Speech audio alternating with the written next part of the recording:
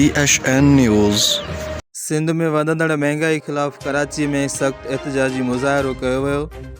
कराची जे ज़िले ईस्ट जे PP शहीद भुट्टो जे अॻुवाणनि तरफ़ां रैली कढी सिंध हुकूमत ख़िलाफ़ सख़्त एहतजाजी मुज़ाहिरो कयो।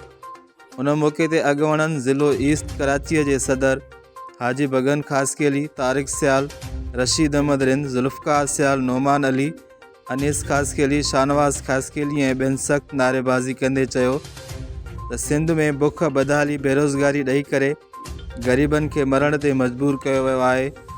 उन्हनि वधीक चयो त सिंध में मुसलसिल एहतजाज थी रहिया आहिनि, पर अफ़सोस जो हिन वक़्त ताईं आम वाइपे जे शयुनि जा अघ घटि न थी सघिया।